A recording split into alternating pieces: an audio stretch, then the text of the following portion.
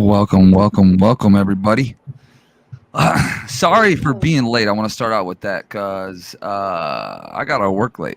So my bad. Not okay. No, fuck me, right? Nah, just kidding. But no, I appreciate y'all. First off, you already know how we started out. Tori's here as always. Hey. These last couple of weeks, and I started last week. We actually kind of had a vacation last week. Everybody wanted to just take a summer vacay week, cool it. News was low.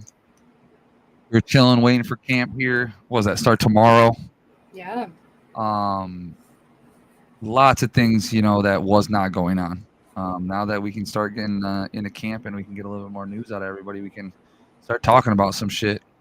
Hopefully, because with what we have, it's just not much. But what we do have is some kind of cool things, I guess. One thing I really wanted to start off the show with this, to be honest with you, and Tori already knows where I'm fucking going with this. And anybody that knows me and knows how much I give a fuck about this probably understood that I was going to start the show with this. We signed Jake Bates, UFL kicker out of the Michigan Panthers, on a 2-year deal. I think 180K or something like that guaranteed. And yeah, to me, this is one of the bigger moves. Like, I know we did some things like DJ Reader and yada yada yada. But I still think that Dan not kicking that field goal in that 49ers game when we had the opportunity to multiple times, it fucked us. I will die on that fucking hill. And everybody that knows me knows I will die on that fucking hill of Dan not making the right call and basically not put in a position to basically negate the points that they came out of half and got. So that's just huge to me. So with the Jake Bates thing, like, I don't know what is more impactful in my mind outside of Dan being able to, I guess, get better as a coach, and be able to, take points instead of going for it on fourth down and all the time. Now, don't get me wrong. See, this is where people like stray with my context of this. Yeah, here we go. I don't mind, I don't fucking mind going for it, fourth down, like all that shit. I am with the craziness and the aggressiveness. I am. I truly am. But there's a line that, like, you kind of got to dance with when it comes to situational football, and that's what makes, to me, a great coach and just a good coach, is understanding when to do things and how to do them. AKA Sean Payton in the Super Bowl, the onside kick at halftime. Perfect call. Did you see him do that all the fucking time? Every fucking week? Every other week? Just kicking onside kicks? No. He knew when to use it. He used it. It worked. Now, Dan is 20 times the aggressiveness as Sean Payton when it comes to that, even though he learned from it. So I get where he got it from. And he's the advanced version of, I guess, what you would say Sean Payton's play calling when it comes to fourth downs and shit like that. But there has to be some give. When you're in deep playoff games and you're going drive for drive with a team that is just as good as you, and you add the Super Bowl. Yeah, to get in the Super Bowl. Thank you, Tori. Sorry. Thank you, Tori. Appreciate it. Just gotta add that part in. It's not just a game. Facts. Not just another game. Sorry. Downplayed it. For the Super Bowl, to go in the Super Bowl, you have an opportunity to take away points off the board by adding points to the board that they just came down and got right after halftime. And you don't take them. Why? Let's talk about it. What could be the reasons that this happened? okay, I think that, I don't know, he didn't trust his kickers in this situation. No. Even though there may have been opportune in certain situations to say, kick with that guy, which he damn well did kick with that guy. Like, there's no doubt that he kicked with that guy in certain situations. I'm pretty sure he kicked the 50-yarder the game, that game or the game before. It was the game before. Yeah, it was at Ford Field. Because I remember sitting there like, oh my God. Right. So, like, in a bigger situation in my mind, in a game that we're up going into halftime, we can make it a 3-possession game still, because I don't give a fuck what analytics tells you. But knowing that you only have a certain amount of possessions, because you can kind of determine after halftime and what you got out of the first half, if you have a decent group of coaches, you can kind of forecast like how many possessions you're gonna have, plus or minus one. You know what I'm saying? Going into the second half. Right. So you know what you're gonna get. So I really don't understand the whole going for it after you could have went up 3 possessions again. Like, that's my whole thing. It's a possession game for me at that point. Like, where that's did what that? it was going to come down to if we didn't completely screw the second half. But right, and we even came out and scored after all that happened. We even still came out and scored. If we would have kicked the field goal, we would have been tied. So this is just something that I'm hoping and praying that like is utilized more in situations. Like I said, I love the aggressiveness in season. Like, that's why there's 17 of those motherfuckers. You know what I'm saying? You know, playoffs, there's only a certain amount and you're one and done. So you got to think through shit a little bit more than, I got to go for it now. Like, that shit. No, bro. And people will sit there and blame Reynolds. Who can't blame the motherfucker? He dropped a couple balls. That's not what I'm saying either. But again, like, and I go back to these people that will argue those type of things, and Tori's heard me say this 1,000 fucking times. Like, coaches can control what happens on the insides of the lines. The players can't, because it's football. Once the ball's hiked, anything can happen. Yeah. But guess what can happen before the ball is hiked? The coach gets to determine what and how and why and where and all this type of shit of how that motherfucker is getting hiked. That's my point of this. If he maybe would have trusted his kicker or have been less aggressive in that situation, we wouldn't even be in this conversation. No, because what it comes down to is I think he went by statistics, and statistically, that was the better move. We were converting statistically, but what statistics don't take into account is human error. And yes, these are professionals, but they are going to mess up. They're going to make mistakes. Everybody does, as much as we hate it, but how many days do you go without messing something up in your professional careers? I did it today. Like, it happens. And unfortunately, a lot of them happened in that game. But I think that's what he went with. And we saw him go for it all year. And I love the aggressiveness. But like you said, there is that fine line of take the points and don't be too aggressive. And he's still a young head coach. I mean, he's going to learn. And we've watched him take his mistakes and change. Yep. And that's one of the best things about him. He does adapt to change and he does learn from them. So I do see this is also just huge competition. Financially, both the contracts are kind of the same, other than Bates has one more year. But financially, it's right there. But this is him, I think, putting more trust into that kicker. Who's going to win? And I think it'll be Bates. I mean, he's in Ford Field, kicking 60+ yarders for game winners. Yeah. Like, if we're not going to utilize the motherfucker, like, why even sign him? Like, why even, you know what I'm saying? Like, why even fucking do it? So with that being said, I'm assuming that they're planning on being able to utilize their kicker more often and play a little bit more situational football than just fuck it, go for it. In which it is something, like I said, that we and Dan as a team have to grow as. Right. Like they have to grow as that as coaches, and the team has to be able to know that they're going to be okay. You know what I'm saying? That like, hey, coach isn't just going to put me in a 4th down situation every fucking time. Which some of them be cool with it, but at the end of the day, when you don't convert, nobody's fucking cool with it.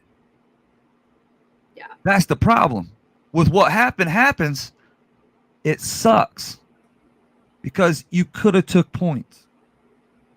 Yep. I like points. I'm taking points up 2 touchdowns. I don't give a fuck. And then I'm going to give them another possession, even if they score, and I'm going to go run the fucking ball and make that a fucking 6 to fucking as many play drive as I can and just keep running that clock down and get to over the 50 and kick another motherfucking field goal. Like it's a catch-up game, man. Like what'd they have in the second half? 5 possessions? And they were down 3 of them? 6 or 7 possessions? Like what the fuck? So they had to convert on you kick that field goal. They then had to convert on every single fucking possession the rest of the game to even be in the game. And then you cannot, you're telling me that the whole offense will not convert, not another time, nor your defense will not get a stop. It sure tells me what you think about your fucking defense. Sure tells me a lot. So I'm glad. I'm fucking happy. Sorry for my soapbox. I'll get off that motherfucker now.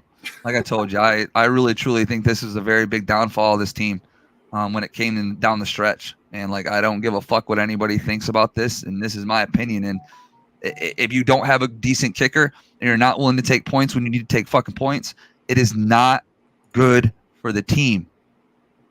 It just isn't. Period. I don't give a fuck what anybody says. So no team in history has ever won like that. It is what it is. So I think it's just going to be a big learning curve for him.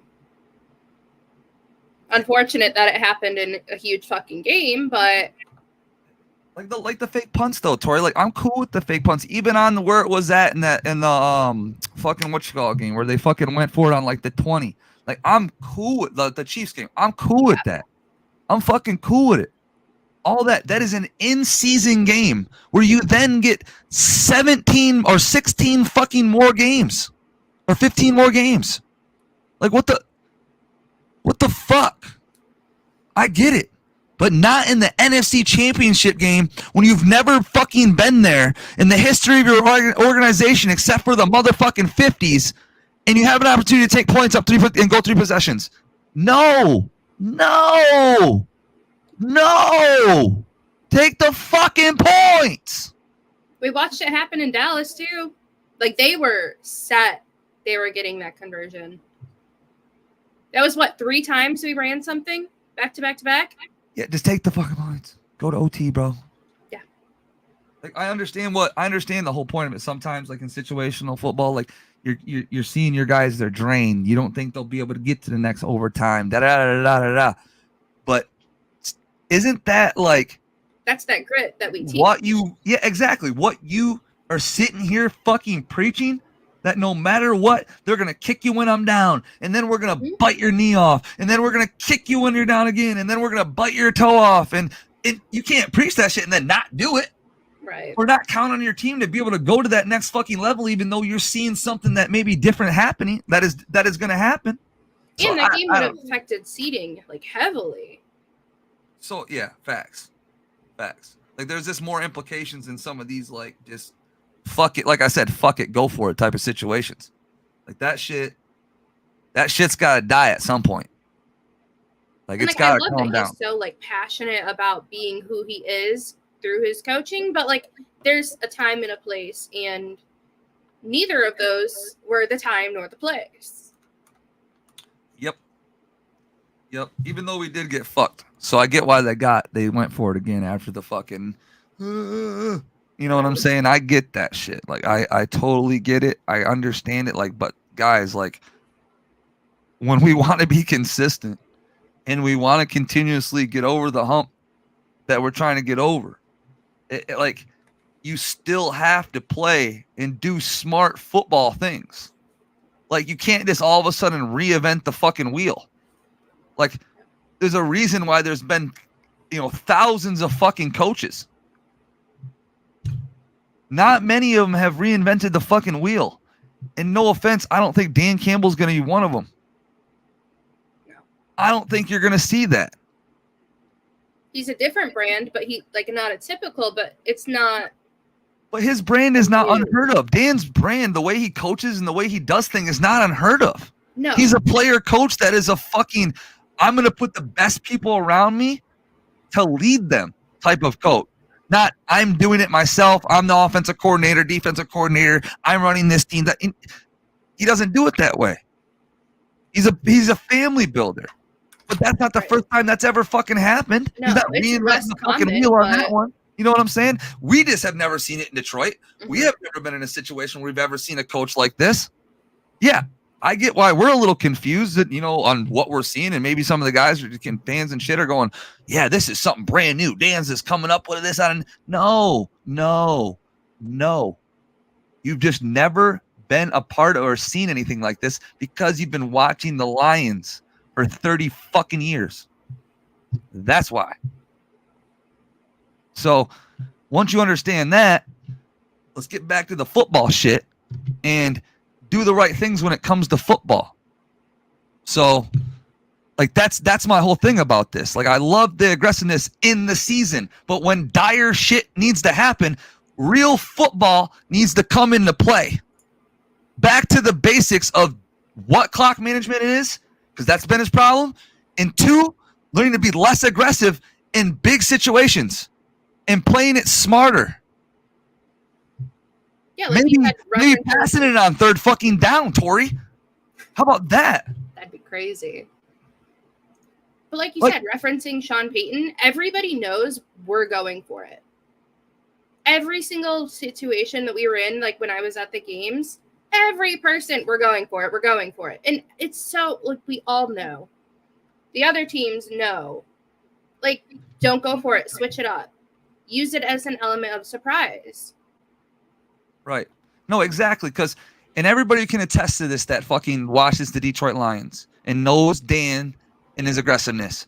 When we run it on third fucking down, on 3rd and 6, or anything like that, what is coming next, chat? What's coming next? We're fucking going for it. We run it on 3rd down, we are going for it on 4th down if we don't get it. Yep. Regardless. It is what it is. We know it. You know it. Y'all know it. Everybody knows it. USA knows it. All Monday Night Football crew knows it. That shit has to dial back, and he has to play it smarter and not like Eric said in the chat, not reinvent the fucking wheel, bro. Be a good coach like you are. Continue to build on your success and grow from here, because you are ready to take these guys to the next level. But shit like signing a good kicker and making sure we can dial in those fucking unique moments where we're going to need to go out there and bang a 60-yard kick out to win a fucking ball game or to put us in position to win a ball game. Yeah, that's called growth. I believe he's going to do it. That's why this signing happened. They don't go out and sign a guy like this without thinking, hey, this guy could be the future. And we need a kicker that can kick 60-plus yards when we need it. So. The intro topic. See? Got me all fired up about the fucking kickers, man. Because I'm used to Jason Hansen and fuck Prater my whole damn life. And now we got to deal with this shit. This fucking shit carousel of bullshit. And now this. So let's pray, take a second, and hope that this man sticks around and figures this shit the fuck out. And just is our next kicker for a while. And we don't have to worry about it no more. We won't have this conversation ever again. You'll hear me say one more time, yeah, we got a kicker finally. And that'll be that. Not, hey, this game we have, what was his fucking name, Patterson? Now we have Badger. Okay, well now we have We had all kinds of story. We don't even know who we had anymore, man. It was like you said, like what the fuck are we doing, bro? Like, and then we're going to Badger in the playoffs. Like, okay. I'd rather just went ahead and went out and signed somebody for some decent money, like some vet or something. You know what I'm saying? I'd rather just had that happen. But I'm glad we finally found something. So hopefully he sticks around. The next thing is not so much of a huge topic or anything like that to me or any, all that, but it's good. It's a good thing. Jumping into Ennis. I've been hearing a lot of good things and reading articles and things like that. Is he is truly fitted into that nickel position really well. Right where most of us, projected that he would move to once they drafted Terry on and traded for fucking I'm blanking right now. Why am I blanking right now? Huh? Robertson? Nope. They signed Robinson. Oh. Carl. Oh, okay. Is that his name? I'm blanking right now. Carlton? Yeah, there you go, Carlton. You were close. Why am I blanking right now? Why am I blanking right now? Anyways, so with that being said, I truly think that he was going to fit into the nickel spot, and he is. That from everything that I'm reading from all the beat writers and everything like that, guys, he is smoothly going into that spot, and that's where we want him at too. So we want him to get playing time after his rookie year. It's nice to have rookies at good playing time because that means we drafted well, and that means they're doing something right. So that's the great thing about this. It's just a good thing. What have you been hearing, Tori? I heard him say in an interview it is a little bit like of a harder switch from college, but he's doing well. I've heard a lot of the same, that he's fitting well, but he did say like it is a little bit of a harder switch, but anything's going to be a hard switch. You're going from college to the NFL, and that's not his typical spot. And my thing about this whole him getting good and who we picked up and who we already have and everything like that, especially with Brian and all that kind of stuff. I just truly think that like the Lions, we've seen it spurts of it last year, them go from like a nickel to even like a dime look a lot, and even like weird situations. You know what I'm saying? It was like, I guess to say situations where they didn't necessarily need to be in a dime look, but they knew that they had, maybe they had Iffy on the field to make it a little bigger look with him, being a bigger safety. And then, maybe it was all three of it. It was Iffy, Brian, and CJ out there at the same time, or Kirby in the mix there all in that same time to have a bigger look, but it was still technically a nickel look at the same time. I mean, a dime look at the same time. You know what I'm saying? Right. I think they might do that more, like, because especially with Brian, and if he continues to develop and have the year that he had last year, and then Kirby Joseph is still having the year that he's having. I mean, the years that he, the last year he had a great year. I think not great. I would say he had a decent year. I think he had a good year. He's growing. He will grow into a good safety. I really do think he will, and he is part of our future. I think so too. And I just think it allows us to go a little bit lighter, which is a good thing for us because the way the wide receiver groups are looking against us this year, we sure hell needed to do some kind of renovation in the DB department going into this year because of all the receiver core that all the other teams in our division got. I don't know if renovation's the word. It's more the Bears, demolition of our fucking room. Yeah, no, it really was. They mowed that motherfucker over, and which it was a good thing too because like I said last year, like our fucking second string corner technically is now our fourth string corner in Kendall Vildar. So with that being said, I am cool with that because if something were to happen to somebody, I still trust him to go in and play because he wasn't a problem. Nobody can say stop right now because I know what you're fucking thinking. Nobody said a fucking word about this motherfucker until he got smacked in the fucking head with a football. I don't want to hear it. I don't want to hear it. Nobody spoke a word of his fucking name until that fucking. He's not even my motherfucking man. I just give respect to motherfuckers that get picked up at fucking week 8. You know what I'm saying? Don't know the scheme. Come off from the fucking street and go out there and play like a number 2 corner outside of one fucking play. And he's who started exposing Sutton. Right. Yeah, exactly. He's the whole reason Sutton got exposed because they couldn't throw out Kendall. So who they took? Jerry wasn't out there. Can't pick on Jerry. Who the fuck you gonna pick on? Cam. It's like the man did not have a problem. He had 2 big plays hit on him. One was impossible. Was a fucking 7-minute fucking deep post turned into a backside fucking corner route because Barnes whiffed a hit stick. They're the best corner in the leagues aren't covering that against CeeDee Lamb. I know you can put any corner in the league and no one's covering that shit. No. So and he kept with him too. Right, and it's just that's what I'm saying. Up until the point where he had to break back because it was a broken play and all that other shit. Like he was right there on top of that whole fucking situation. So I'm happy to have him in our 4th corner, and I'm happy to have Ennis developing in as our fucking nickel corner. It truly does make it a good situation, and the draft picks seem like they're actually going to be useful this year. Because at the end of the day, Tori, how many people did you honestly think were even going to get playing time out of the people that we actually drafted this year? And the thing is, me and you talked about this like on one of our draft shows. We were like, corners, like that's just going to be like hard to fit. It's going to be like a puzzle trying to put it together. Who's going to go where? And now we're just like, okay, here, perfect. So it's just like really cool how it all worked out. I mean, the battle is going to be interesting still a little bit with I think Robertson and Terrion, but because Carlton's going to have his side. Yeah, Carlton Davis should have his lockdown, his position lockdown. I honestly think they did that. They did Mick. They signed him for like just backup, just in case they did not get the guys that they necessarily wanted out of the draft. And because he's a starter. I don't give a fuck what anybody says. Robertson can literally start on the outside tomorrow for us, and I would not be fucking concerned. I would be good with that too. Like, you go watch his Raider play. Did you ever hear him getting beat against us? No. So, and at the end of the day, all of our corners besides him are all 4.5 guys. Remember that. He's the fastest corner we have. Outside of Gilmore, I guess. He doesn't play. He's a fucking 3-year signed guy that's a developmental player. Like, I don't know. He may get some looks this year if people get hurt. Who the fuck knows? I thought he might last year, but... Right. Obviously, with all the problems that we had last year, he still ain't get work. Yep. He still ain't getting no work.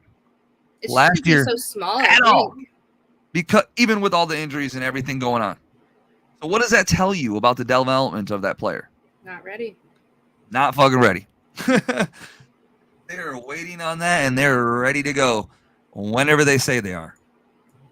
They don't give a fuck. Because they're like, if it turns out, it turns out.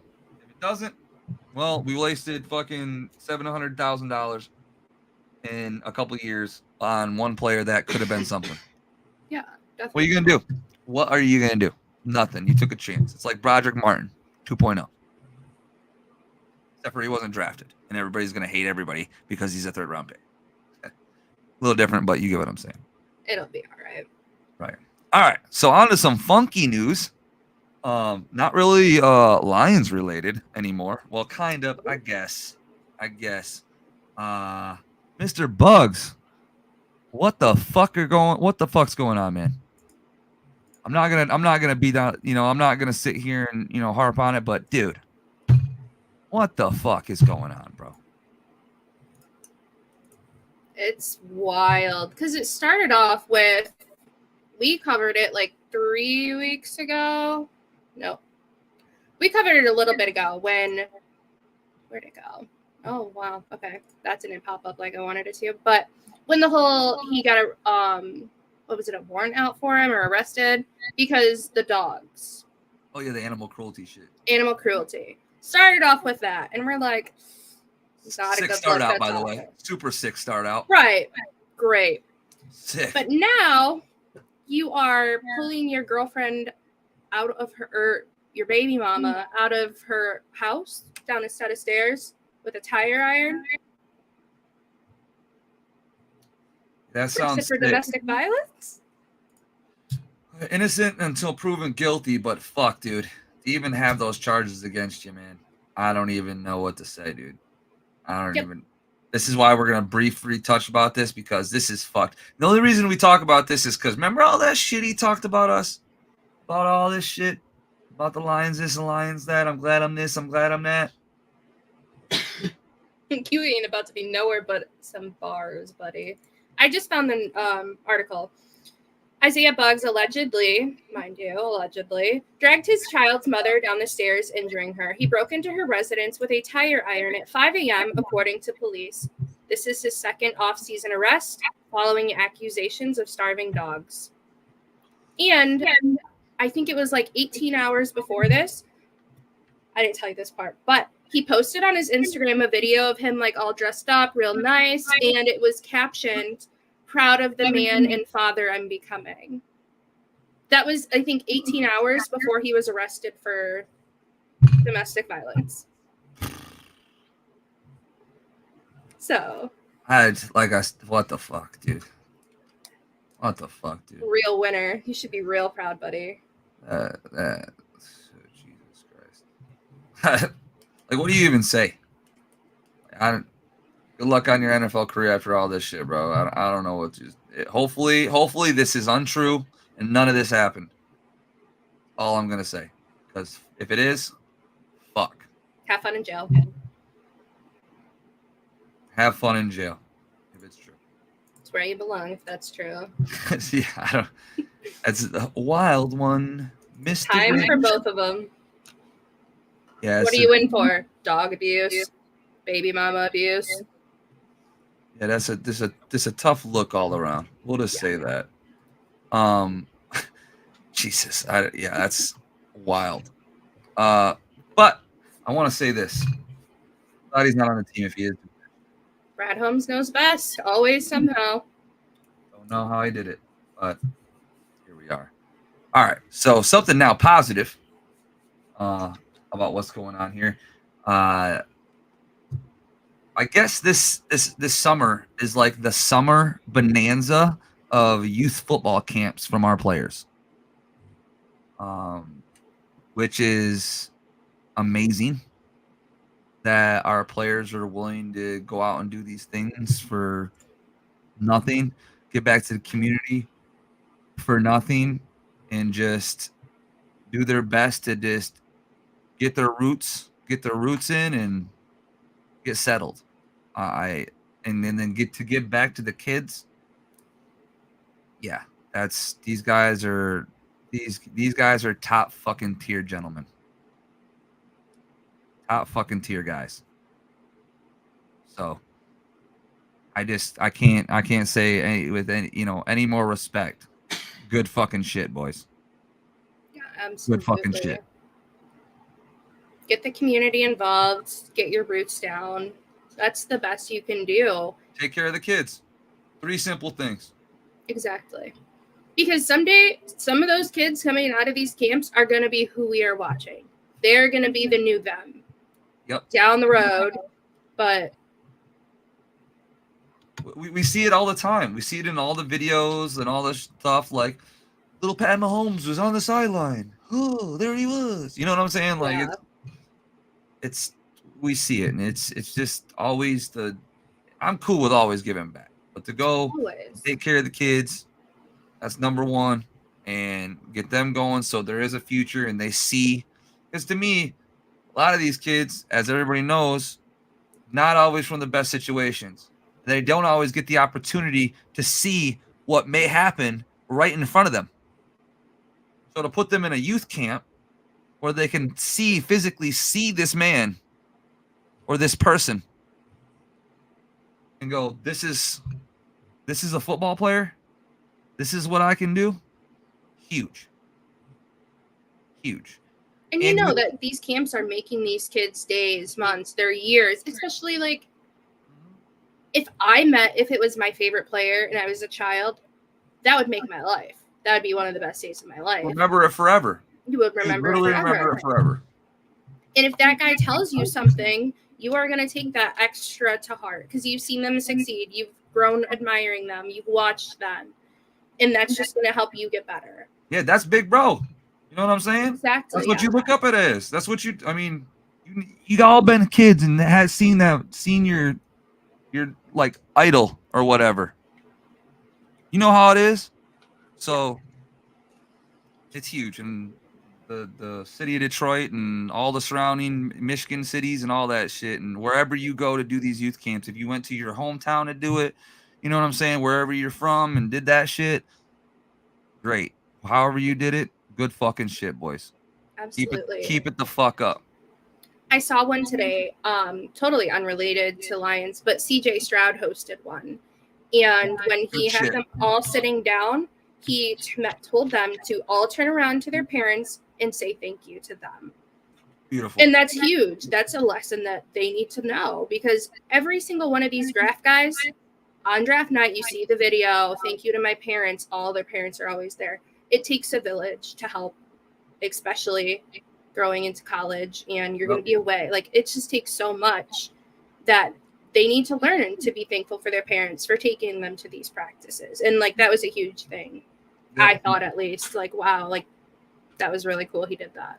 No, you're right. You're right. Because a lot, like I said, these little things are very, very impactful at a young age. And I'm always a person for fucking youth camps, because there's no way to grow and develop kids better than at every level and every step of them growing up, through youth camps and programs through the school and all these different things. If your schools don't have them, it stunts a growth in your child's development if you don't have the resources to like go out and hire coaches if there's no youth program at the school. So them doing things outside of this, it truly does impact some shit more than they think it does. Yeah, so, absolutely. Shout out to those guys, for real. Around the league in general. Good fucking shit. Another camp that's going on right now that we can talk about is our 3 tight ends are down at tight end U right now. Yes, they are.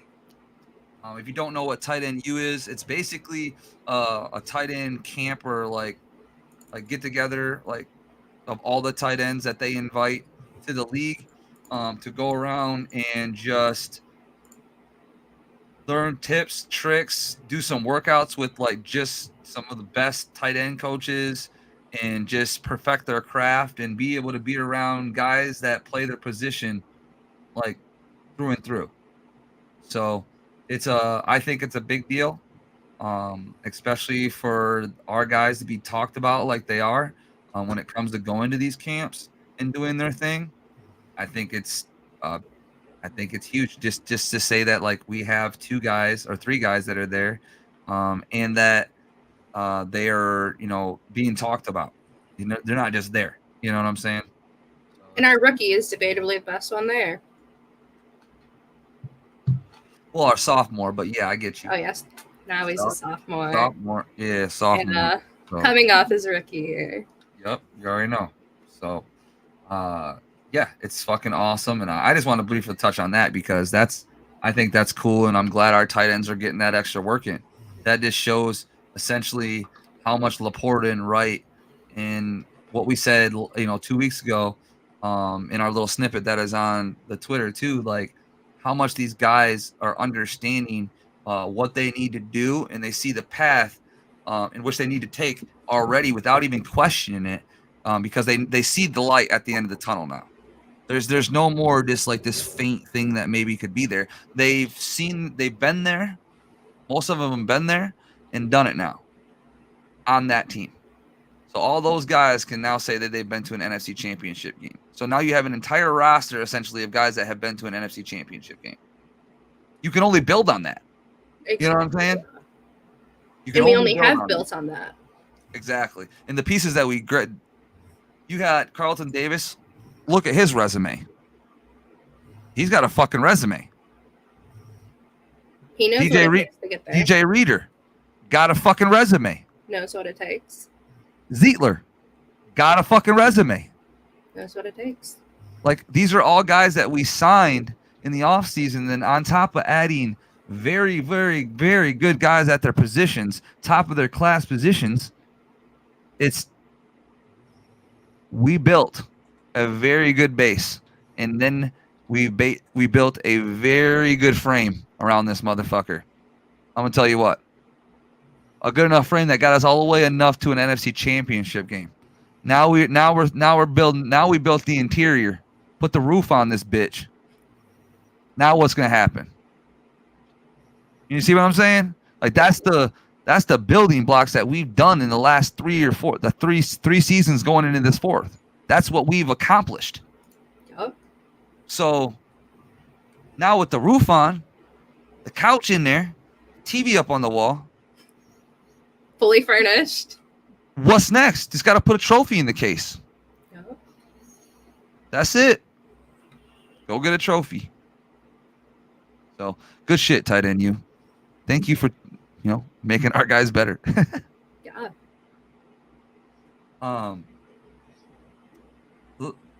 With that being said, training camp does start tomorrow, so they're gonna get all that done, I'm sure, over the weekend, and then training camp starts, like I said, tomorrow for everybody reporting wise, and so we'll see how that goes. I'm not really worried about our team. I'm more curious about like the rest of the NFL not having guys reporting that haven't been paid yet. There seems to be a couple of those. Let's see if good old Roger shows up too. Right. Brad, though. I think about that, Tori. When people like to get traded, Brad might get in there and some work on these training camp guys. You never know. And he's watching. He's trying to get a deal. Oh, yeah. Let's make a deal. Brad Holmes edition. That is Brad. Picks up the phone. Yo. No. No, you need to go down a couple mil. All right, there we are. Gotta be better. Prove yourself. Just hangs up. Prove yourself. You'll get it maybe next year. Here's this, though. Oh, fuck. I love our GM. He's the fucking man. He's so great. The last thing I want to jump into, and I know you guys, a lot of you guys that have our Twitter and everything and all that kind of stuff. I want to go through our little checklist that I had going on the other day. I just kind of did that for fun, but I wanted to talk about it.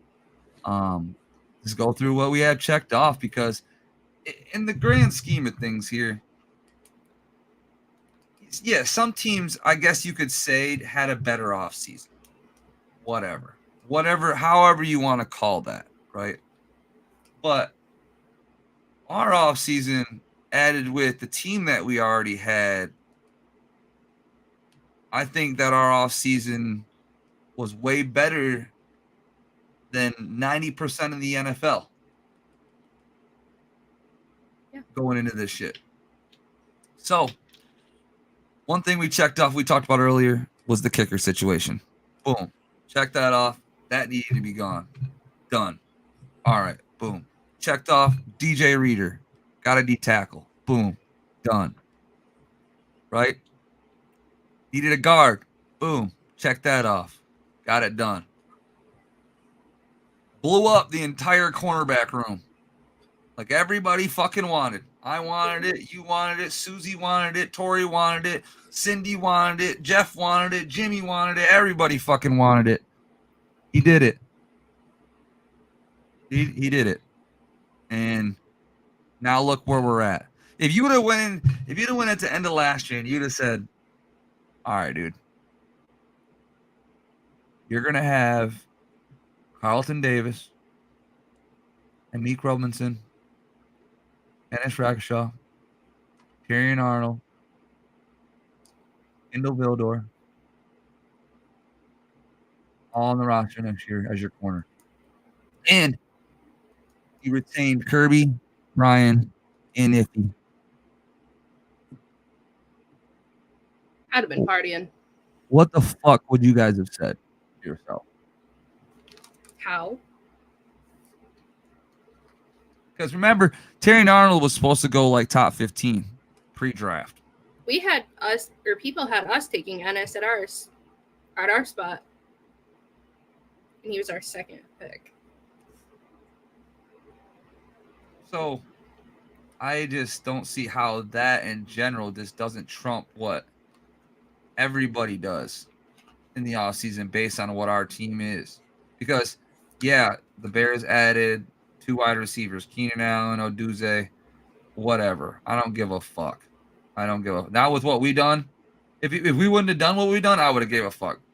But they have a rookie quarterback, a 33-year-old wide receiver, a 28-year-old wide receiver, which is still going to carry the fuck out of him. DJ Moore is still going to carry the fuck out of that team. Like, I don't know what the hell you guys think that these other wide receivers are going to do, but he's going to carry the shit out of that team still. Like, DJ Moore is the best thing that happened to the Bears in that fucking trade. If there's no DJ Moore, there's no offense last year. Think about that. Take out DJ Moore from that offense. What the fuck do you have?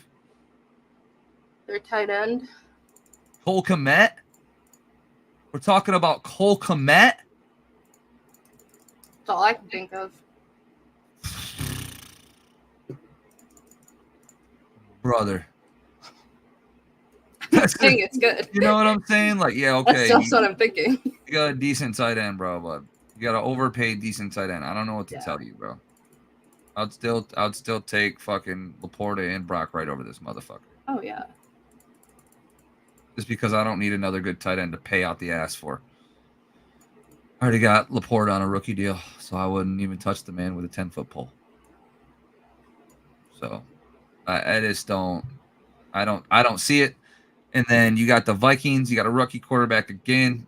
You got the best wide receiver in the game right now. He'll do him, but to me, that's going to be a lot of chuck balls to that motherfucker. Just go up and get it. JJ to JJ. Woo, downfield. Just praying.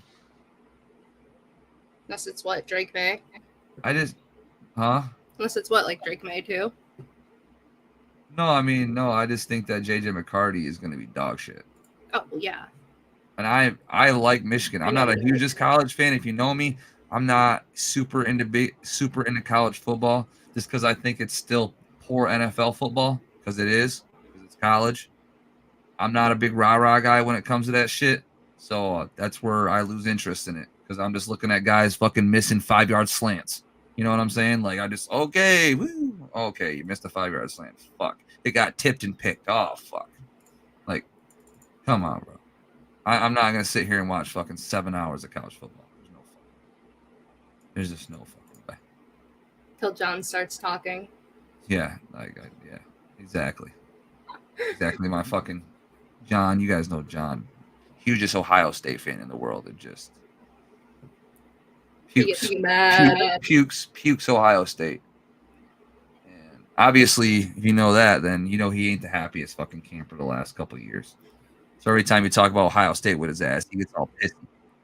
So kind of funny because I don't really give a fuck, but I troll him still. So it's just comedy hour every time you get him. If you ever get him on stream, just start spamming talking shit about Ohio State when he's on stream in here. You'll get him fired up. You'll get him fired up. So, I got him fired up with a meme, so. Yeah, it's really not hard. Like I said, especially with the last couple of years. But go back to our main topic. He's strolling off here to something different. We got the PFF did the best offensive players born in the 2000s at each position. We have 2 players from there, Sam Laporta and Penei Sewell. They have top graded players with 90+ grades in both 2022 and 2023. I'm on St. Brown is in that category. So, you know, the sun god is godding, like we know.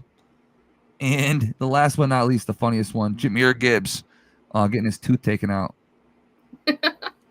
And so here in Detroit, we have fucking comedy hour too. So we got it all. We're checking all boxes here. All right. We're serious and we're having a fucking good time. All right. So if you've never been, come see us. We're good. We're like, I don't want to say that. I would say we're like a mullet, you know. Ew. I lied. Take Party that in the back. But that's bad. I don't want to do that. I don't got a mullet either. Don't even fucking say I got a mullet. I ain't got no fucking mullet. So you're about to. Hell no. I just got the flow for football. That's it. I got the football flow going for my season. So yup. The season you're coaching? Yeah. Well, I broke my shoulder, dick. See how she talks shit, guys? No, I don't. I play in like a fucking basically one of those semi-pro leagues in Michigan. Like the I don't know, like the 2A and 3A leagues in Michigan. And I broke my shoulder this year, and she likes to talk shit. So don't believe that. I would never talk shit. Well, it's getting better. It's almost there. We're almost back in action. We're almost player coach again. So listen, as long as we win, I'll run the offense and play. I don't care.